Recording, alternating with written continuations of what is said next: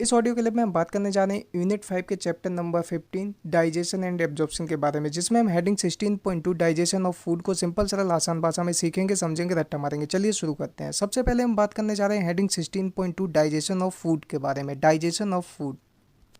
Buccal cavity के main दो काम होते हैं, भोजन को चबाना और उस भोजन को गुटकने में सहायता प्रदान करना।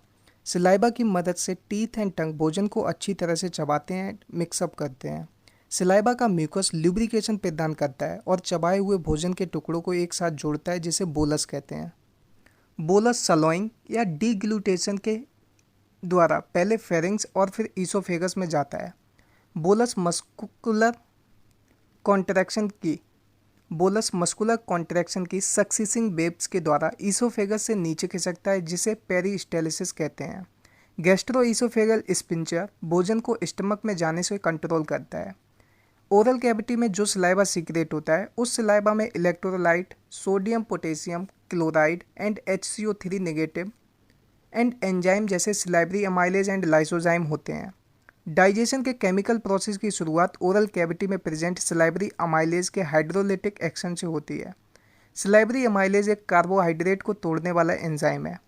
सिलाइवरी अमाइलेज लगभग 30% स्टार्च को हाइड्रोलाइज कर डाइसैकेराइड बोलें तो माल्टोज में बदल देता है। सिलाइवरी अमाइलेज के एक्शन का ऑप्टिमम pH 6.8 होता है। सिलाइबा में प्रेजेंट लाइसोजाइम एंटीबैक्टीरियल एजेंट की तरह काम करता है और इन्फेक्शन से बचाता है। Starch enzyme salivary amylase and pH 6.8 की प्रेजेंस में माल्टोज में बदल जाता है। स्टमक की म्यूकोसल लेयर में गैस्ट्रिक ग्लैंड पाई जाती हैं। गैस्ट्रिक ग्लैंड में मेनली 3 प्रकार की सेल होती हैं, जिनके नाम हैं म्यूकस नेक सेल, पेप्टिक और चीप सेल, पैराइटल और ऑक्जेंटिक सेल्स। फर्स्ट म्यूकस नेक सेल सीक्रेट करती हैं म्यूकस को। सेकंड पेप्टिक और चीप सेल सीक्रेट करती हैं प्रो एंजाइम पेप्सिनोजन को। थर्ड पैराइटल और ऑक्जेंटिक सेल सीक्रेट करते हैं HCl एंड इंट्रिंसिक फैक्टर को। Intrinsic factor vitamin B12 vitamin B12 के एब्जॉर्प्शन के लिए आवश्यक है। स्टमक में फूड 4 से 5 घंटे तक रहता है। स्टमक से एसिडिक गैस्ट्रिक जूस सीक्रेट होता है। यह जूस भोजन के साथ अच्छी तरह से मिक्स रहता है और यह मिक्सिंग स्टमक की मस्कुलर बार में चर्निंग की वजह से होती है। इस मिक्सचर को काइम कहते हैं। पेप्सिनोजन एक इनएक्टिव प्रो एंजाइम है, जो पेप्सिनोजन HCl के कांटेक्ट में आने से एक्टिव एंजाइम पेप्सिन में बदल जाता है। यह पेप्सिन स्टमक का प्रोटियोलिटिक एंजाइम है, क्योंकि यह प्रोटीन को प्रोटियोसिस एंड पेप्टोन्स बोलें तो पेप्टाइड में बदल देता है।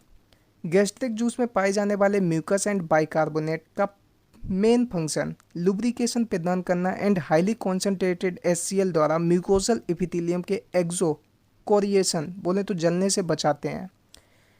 HCl एसिडिक pH 1.8 प्रदान करता है, जो पेप्सिन के लिए ऑप्टिमम होता है। रेनिन RENNIN गैस्ट्रिक जूस में पाए जाने वाला प्रोटियोलिटिक एंजाइम है। रेनिन मिल्क में मौजूद प्रोटीन के डाइजेशन में सहायक होता है। गैस्ट्रिक ग्लैंड कुछ मात्रा में लाइपेज भी सीक्रेट करते हैं। स्मॉल इंटेस्टाइन की मस्कुलरिस लेयर में कई प्रकार के मूवमेंट उत्पन्न होते हैं। ये मूवमेंट इंटेस्टाइन के कई सीक्रेशन को फूड में अच्छी तरह से मिलाने में मदद कर डाइजेशन को आसान बनाता है।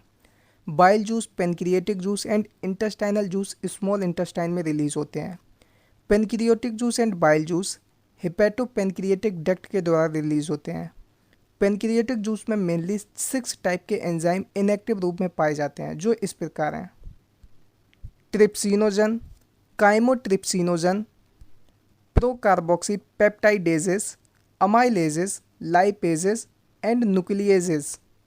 इंटेस्टाइनल म्यूकोसा से एंट्रोकाइनेज नाम का एंजाइम सीक्रेट होता है। एंट्रोकाइनेज इनएक्टिव ट्रिप्सिनोजन को एक्टिव ट्रिप्सिन में बदल देता है। यह एक्टिव ट्रिप्सिन पेनक्रिएटिक जूस में मौजूद दूसरे एंजाइम को एक्टिवेट करता है। ड्यूडेनम में रिलीज होने वाले बाइल जूस में bile pigment, bilirubin and biliverdin, bile salt, cholesterol and phospholipid होते हैं। ड्यूडेनम में रिलीज होने वाले बाइल जूस में बाइल पिगमेंट बोले तो bilirubin and biliverdin, wild salt, cholesterol and phospholipid होते हैं, लेकिन कोई एंजाइम नहीं होता है। बाइल फैट के इमल्सिफिकेशन में हेल्प करता है, फैट को बहुत छोटे छोटे मिसेल्स में तोड़ता है। बाइल लाइपेजेस को भी एक्टिवेट करता है। इंटेस्टाइन की म्यूकोसल एपिथेलियम में गॉबलेट सेल पाई जाती हैं, जो गॉबलेट सेल म्यूकस सीक्रेट करती हैं। म्यूकोसा की ब्रुश बॉर्डर सेल का सीक्रेशन एंड गॉबलेट सेल का सीक्रेशन मिलकर इंटेस्टाइनल जूस या सकस इंट्रिकस बनाता है। इस इंटेस्टाइनल जूस में कई तरह के एंजाइम होते हैं, जैसे disaccharidases, example maltase, dipeptidases, lipases, nucleosidases etcetera.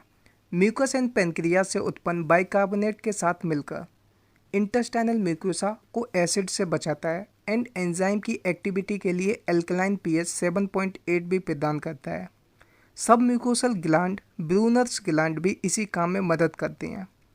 प्रोटियोजिस and peptones, way protein जो काइम में पार्शली डाई हाइड्रोलाइज होती हैं तथा बाकी बची अनहाइड्रोलाइज्ड प्रोटीन भी जब इंटेस्टाइन में पहुंचती हैं तो इसमें पेनक्रिएटिक जूस में मौजूद प्रोटियोलिटिक एंजाइम का एक्शन शुरू हो जाता है, जो नीचे दिया गया है। प्रोटीन, पेप्टोन्स, प्रोटियोजिस, ये तीनों trypsin, chymotrypsin and carboxy peptidases की प्रेजेंस में मिलकर डाइपेप्टाइड्स में बदल जाते हैं। काइम में मौजूद कार्बोहाइड्रेट पेनक्रिएटिक अमाइलेज से हाइड्रोलाइज होकर डाइसैकेराइड बनाता है। पॉलीसैकेराइड बोले तो स्टार्च पेनक्रिएटिक अमाइलेज की प्रेजेंस में डाइसैकेराइड बनाता है।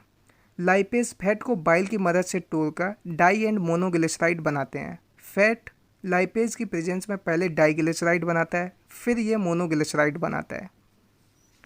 पेनक्रिएटिक जूस में मौजूद न्यूक्लिएजेस न्यूक्लिक एसिड पर एक्शन कर न्यूक्लियोटाइड्स एंड न्यूक्लियोसाइड्स बनाते हैं।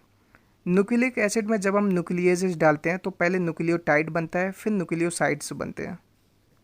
अब सकस एंट्रिकस में प्रेजेंट एंजाइम ऊपर की इन रिएक्शन के एंड प्रोडक्ट पर एक्शन करते हैं और इस प्रोडक्ट को सिंपल एब्जॉर्बेबल फॉर्म में कन्वर्ट कर देते हैं। डाइजेशन की ये फाइनल स्टेप इंटेस्टाइन की म्यूकोसल एपिथेलियम सेल के काफ़ी करीब होते हैं। डाइपेप्टाइडेजेस की प्रेजेंस में अमीनो एसिड बनाता है।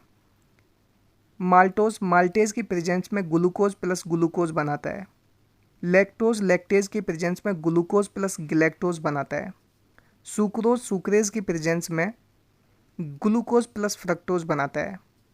न्यूक्लियोटाइडेजेस की प्रेजेंस में न्यूक्लियोसाइड्स बनाते हैं एंड न्यूक्लियोसाइडेजेस की प्रेजेंस में शुगर एंड बेसेस बनाते हैं।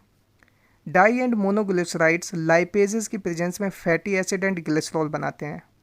ऊपर दिए गए बायो मैक्रोमोलिक्यूल का ब्रेकडाउन स्मॉल इंटेस्टाइन के ड्यूडेनम रीजन में होता है। इससे जो सिंपल सबस्टेंस प्रोड्यूस होते हैं वे स्मॉल इंटेस्टाइन के जेजनम एंड इलियम रीजन में एब्जॉर्ब होते हैं। Undigested and unabsorbed substance large intestine में पास कर दिए जाते हैं।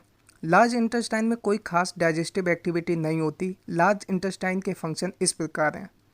लार्ज इंटेस्टाइन थोड़ा वाटर, थोड़े मिनरल और कुछ ड्रग का एब्जॉर्प्शन करता है। म्यूकस का सीक्रेशन जो अनडाइजेस्टिव वेस्ट को चिपकाता है और वेस्ट को लुब्रिकेट भी करता है जिससे कि आसानी से पास हो सके। अनडाइजेस्टेड एंड अनएब्जॉर्ब्ड सबस्टेंस जिसे फीकस कहते हैं, फीकस इलियोसिकल वॉल्व के द्वारा लार्ज इंटेस्टाइन के सीकम में एंटर करता है और यह वॉल्व फीकल मैटर के बल्क फ्लो को रोकता है। फीकल मैटर टेम्परेरी तरीके से रेक्टम में स्टोर रहता है जब तक डीफिकेशन ना हो जाए। गैस्ट्रो इंटेस्टाइनल ट्रैक्ट के डिफरेंट भाग की एक्टिविटी और उनका proper coordination neural and hormonal control के अंडर में होता है। भोजन को देखने से, उसकी स्मेल से या फिर भोजन के ओरल कैविटी में प्रेजेंस होने की वजह से सिलाइवा के सीक्रेशन में वृद्धि हो सकती है। इस तरह से गैस्ट्रिक एंड इंटेस्टाइनल सीक्रेशन में वृद्धि भी न्यूरल सिग्नल की वजह से होती है। एलिमेंट्री कैनाल के अलग अलग पार्ट की एक्टिविटी भी न्यूरल मैकेनिज्म द्वारा संचालित होती है। Neural mechanism by both local और थ्रू CNS। डाइजेस्टिव जूस के सीक्रेशन में हार्मोनल कंट्रोल के अंतर्गत